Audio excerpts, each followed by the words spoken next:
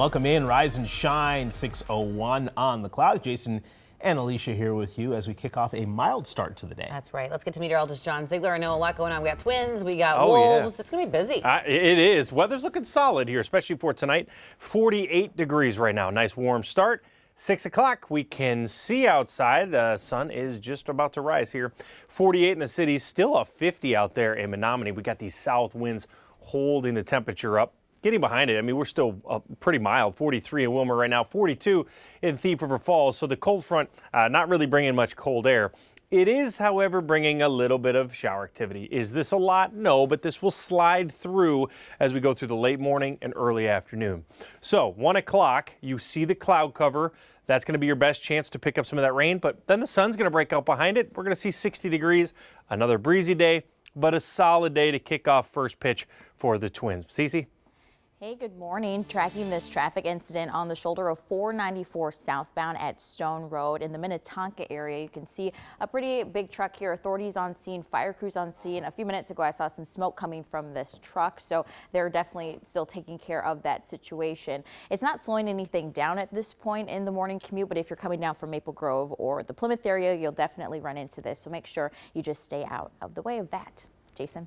Just something to keep an eye on. Cece, thank you very much. Now, before we get to our top story, we need to catch you up on breaking news from overnight. Yeah, just a few hours ago, police confirmed with us 2 young teens are in the hospital right now after a shooting in North Minneapolis. One of them is fighting for their life. It happened just about 12 hours ago, just east of North Commons Park on 17th Avenue North. Officers found a 15-year-old boy near Fremont Avenue and took him to the hospital. Another 15-year-old boy was also shot and showed up at the hospital separately. A couple blocks down, police say they found a stolen Kia with bullet holes. They believe both teens were in that car during the shooting. No arrests have been made. Back to our other top story this morning. Minnesota's largest school district is facing backlash over what's become a controversial budget proposal. In the last 6 hours, Anoka Hennepin students and parents took a stand at a late-night school board meeting. Michelle Beck is live outside the Education Service Center, where the board will be back working on the budget once again tonight. Michelle. Yeah, Jason, Alicia, that meeting starts at 5:30 tonight after some really tense moments with the community last night. That meeting was the first since the district's budget was threatened. Board member Matt Audette posted online he can't vote in favor because it funds gender and racial equity programs. He wrote it's time to stop the spreading of divisive, one-sided views. Dozens of students and parents, many against Matt Audette speaking out. The meeting ran at least 4 hours. Understand that diversity and equity is not a part of Anoka Hennepin, it is Anoka Hennepin. Keep the social justice issues out of the classroom and focus on academics. So we know there are 6 board members, and Audette says he has the support of 2 of them. So without a majority, we know the budget can't pass, and that means the district won't be able to spend any money on projects like construction or really teacher salaries. Jason, Alicia. All right, Michelle, thank you for that update. New this morning, a shelter-in-place in Robbinsdale neighborhood is over this morning. It was just issued after a domestic incident in the area last night. And if you live in Hennepin County, you may have seen that alert go out around 7:30 last night. Police say the warning was only meant for just 1 block near the intersection of West Broadway and France Avenue, but was accidentally sent out to the whole county.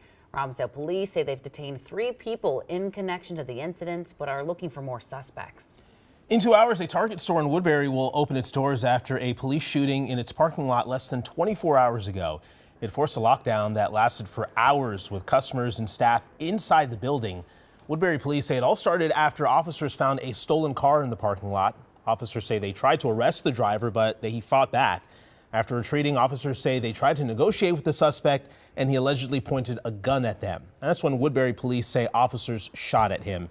A Woodbury police officer and a Washington County deputy are on administrative leave right now. No word yet on the suspect's condition. Also, the BCA is investigating. This morning, a fire investigation is underway after a home exploded in Richfield. It happened shortly after our Sunrise newscast yesterday on Oliver Avenue. Family says they moved into this home about a month ago. Their mother was the only person inside. Fire crews say they freed her from underneath some rubble in the home. She is expected to be okay. Firefighters also say home explosions like this are rare. This is probably the 3rd or 4th in my career of 28 years. So it's not something that you see with any regularity, but certainly when it happens, you want to make sure that you take your time and do the investigation and try and figure out exactly what happened. Pretty wild. Firefighters say they're glad no one was seriously hurt. They believe the cause was a natural gas explosion. Time now 6:06, and we are 6 days into the criminal trial against former President Donald Trump. And in just a few hours, the first witness will return to the stand for a second day of testimony. The prosecution called its first witness former National Enquirer publisher David Pecker. They allege he played a key role in burying claims from women who said they had affairs with Trump. During opening statements, prosecutors told the jury the hush money payments Trump allegedly made to adult film star Stormy Daniels were part of a larger plan to influence the 2016 election. Trump's attorneys argued he wasn't involved in the payments, and influencing an election is not illegal. We now know who 2 judges will be joining Minnesota's highest court, and when they take office, the court will have its first female majority in decades. Governor Tim Walz appointed Stearns County Chief Judge Sarah Hennessy and State Court of Appeals Judge Theodora Gaitas to the Minnesota Supreme Court. This will also mark the first time in recent history that all 7 members of the court were appointed by Democrat governors, but the new justices say they'll remain politically neutral. There's no partisan slant to the way that I make my decisions.